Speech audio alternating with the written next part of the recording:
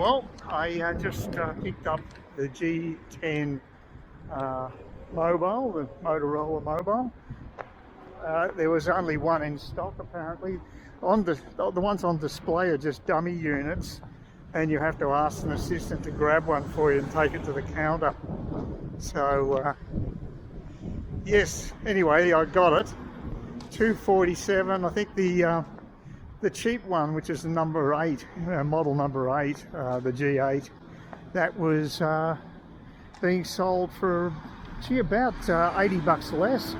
So it's quite a decent discount, but it just didn't have the functionality I wanted. I mean, I do use the phone every day, and if I had to wait a long time to get it recharged, that could be a bit of a pain actually. So I think it's best to go with the fresher software and the faster recharge. And I think the quality of the picture was better too, so on the display. So yeah, all in all, probably better to buy the higher quality product. It's a bit extra, but compared to what you pay for phones like Apple's, it's nothing. It's cheap as. So yeah, can't really complain. I think it's a pretty good deal, and stick with Motorola because I've already got it and I can actually migrate the apps across from my old phone to the new one. It's got more cache, so the memory's 4 as opposed to, I think I've got 3 at the moment, 3 gig in my memory. I was thinking 32 gig, and then it might be 64 in this unit. 64 on this unit as opposed to 32 on the old one, and the RAM, like I said, is 3 on the old one and 4 on this one, 4 gigs. So that should lead to better performance, I would think. So it should be better all round. I might just wait here. It's blowing again. See, the wind is bad in central Cairns. Well, just got to PJ's a little early. They open at midday. Open about 9:30. Oh, sorry, 11:30 in the morning on Fridays. But midday till 3 a.m. So you can understand why they have a fairly late opening if they got such a late finishing time. So another beautiful day here. Got my my shopping out of the way. Just got to go to the hospital and just fortify myself prior to that, and get the flush done, and then head back to Smithfield, where I've got myself a bottle of Beefeater waiting for me for collection at Murphy's, and also going to check up on the bike. I don't like my chances. It's sort of just a ridiculous ongoing saga with the bike, but you know, eventually maybe something will actually happen. I'll get one. It's getting a bit frustrating, to be honest with you. At least I got the mobile and I got this camera, but getting a push bike seems to be mission impossible at the moment. Oh, maybe it's getting close to when the council people can knock off for lunch, although how would they know the difference? I don't think they're doing much as it is. I mean, they got the reception woman out the front, and they talk about a slack job. I mean, someone walks through the door, every half hour, she has to greet them. I don't think it's the hardest job on earth. And as far as customer service area is concerned, well, that's dead end at the moment. There's no one there. So, yep. Anyway, just waiting for the doors to OBriens to open. I'll get myself a Guinness, which I haven't had for ages. Well, it's a long time between drinks. I think it would have been several months since I've had a Guinness. What's interesting too is that when I checked in over there through there, I actually did the usual thing, trying to scan the code. It wouldn't seem to work, and just said do it manually. And of course, with my eyesight, the last thing you want me to be doing is trying to put those numbers in. So when I went to the counter to actually order a drink, the girl straight away said to me, "Can I check to make sure you've checked in on the COVID thing?" That's the first time that's happened, and what I discovered was I've been turning the phone around the wrong way. because of because it's got the camera at the back. That's the one you need to aim, the one that's at the back of the actual phone. That's the one you need to aim at to take the photo of the code, and it actually worked this time. So they're tracking me. Big Brother knows I like Guinness, so I suppose there's nothing new there. I don't know how they're going to use that intel, but yeah, so there you go. It's a good drinking day. They've got the coverage of the games that no one seems to be interested in, or very few. Apparently the ratings are way down on the Japanese games, and I'm not interested in the slightest. I haven't watched any of it. Nothing. Just Olympics to me, look, actually, just professional sport to a large degree it's not really played in the spirit it should be. I mean, it's so cutthroat. It's basically people's careers these days, and they'll do anything to basically win. And it's there's nothing of the honour that used to be accompanying elite sport. It seems to basically have evaporated. I think those concepts might have been around the 50s and 60s, and have since then basically eroded steadily year by year. And I just don't have much interest, to be honest with you. I mean, watching something like the Tour de France might be interesting in a visual perspective. You're seeing a lot of new little villages and what have you. It's like a travelogue, but if I want to see a travelogue, I watch a travelogue. So, yeah, that's my opinion on it anyway. Interested to see how this new phone works. I've had high hopes for it. Oh, the Wi-Fi for PJs when I was sitting over there, it was working. So you should check it. I wanted to see what's happening on the ASX, because I've got this new app now. At least I can look at a few stocks, and it's pretty damn good actually. So I should check that out now and get stuck into the Guinness before I've got to go to the hospital to have a flush done. I don't know, it seems to me as if there's a lot of Palm Cove buses, because I just got one. So I got straight up here pretty well immediately as arriving to the bus stop.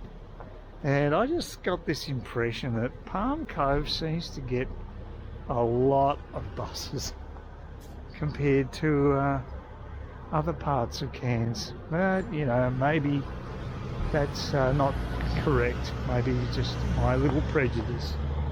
But it'll just pass by the screen now, and this is the old Palm Cove bus. And I'm thinking actually Palm Cove should be my bus too, because Kawara Beach has very few people get off and on it. A better fit, I think, would be to have Kawara Beach included as one of the bus stops going up to Palm Cove. So you go to Kawara Beach directly, rather than going through all the crap through Trinity Beach, because that takes like half an hour. And then you go to Clifton Beach, which again probably doesn't take that long, and then you go up to Palm Beach. It seems like it'd be a much better way of actually setting it up than having the bus go through this torturous journey through Trinity Beach. There's a lot of stops, it winds around a lot, it takes a lot of time to get from point A to point B. The usual thing people complain about with buses, I guess. Anyway, I've had the Guinness, I'm feeling lubricated and quite relaxed. I might go up there. I mean, I'm there early, but what the hell, you just never know how demand's going there. It's not much fun waiting in a bloody a hospital, but I don't know what I should do. Maybe I should wait outside first and just let the time tick away, because actually it's it's about quarter of an hour before the appointment. It's 1:45. So I mean, the other alternatives, I could go down to the Esplanade, but I've done that, been there, done that. Look, I'll go up there, just chance my hand and see how I go with fronting up. Good news, I got I went to the service counter at Kmart for the third time, and the same girl was there. Actually, I dealt with her the same on 3 occasions, and she knew all about what I was there for. And the bike, the Copenhagen bike, has been serviced. I had to do the brakes as well as something else or other. I got it done. I got charged $159 all up, which is including $10 for assembly, which is unbelievably cheap and definitely worth it. So now the bike's ready to go. So I don't have my bicycle helmet with me here today, so I'll pop in tomorrow and pick it up, and I'll have myself a functioning push bike, which will be terrific. I picked it up just to weigh it, feel what the weight was like. It's not the lightest bike on earth, but that's exactly what you'd expect when you're paying $159. You pay big bucks for the lighter materials. We'll see how it goes. If it pisses me off, I'll bite the bullet and get a more expensive one. But at the moment, I think it'll be fine. And like I said, I still might get the electric trike, although I don't know who I could get to assemble that, and that's one of the issues with that particular option. So we'll see, but I'm just happy that it's finally finished. So it's been a good day all round. I've got everything done that I need to get done in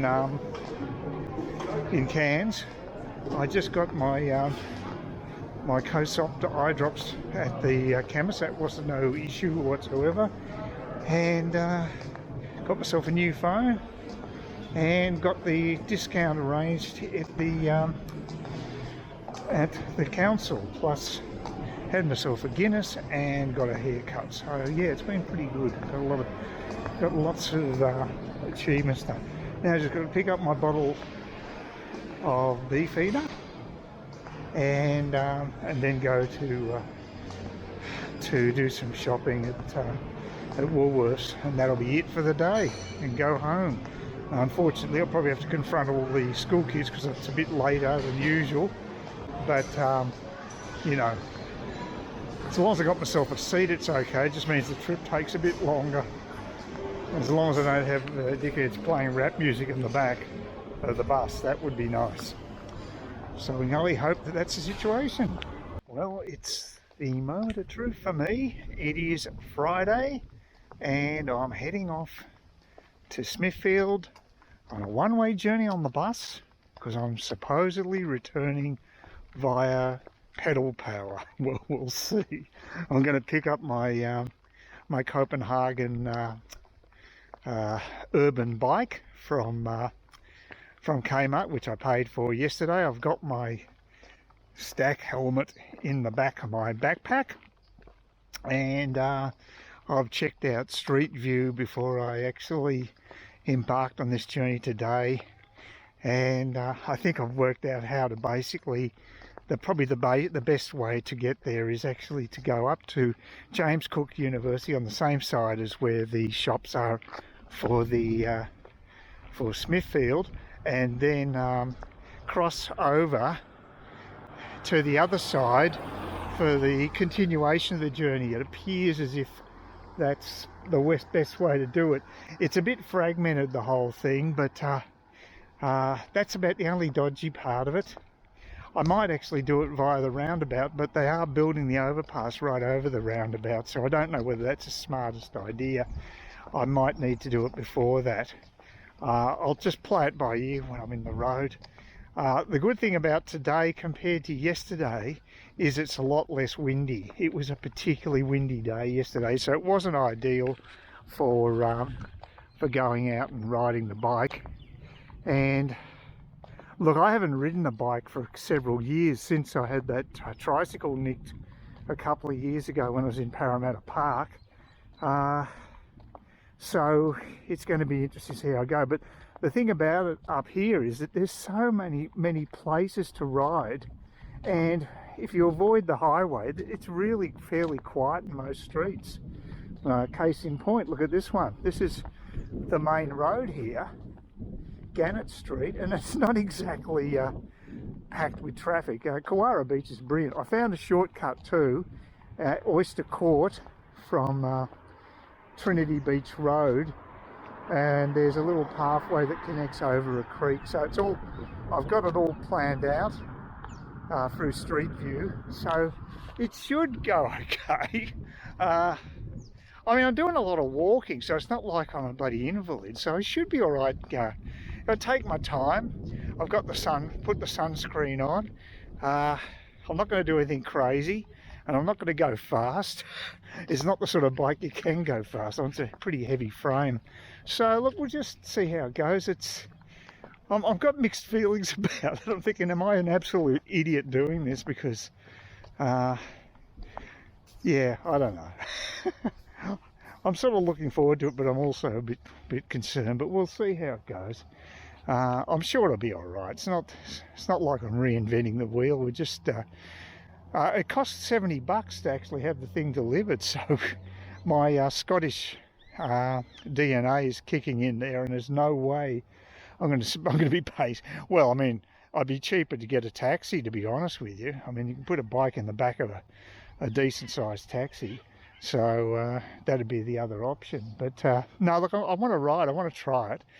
The only thing is, it's just been serviced, so it should be okay. But I'm not familiar with the bike, and that's probably my greatest concern. So I guess worst case scenario is if I had mechanical problems with the bike, then I can just basically get a taxi. So just abort from it. So we'll see how it goes.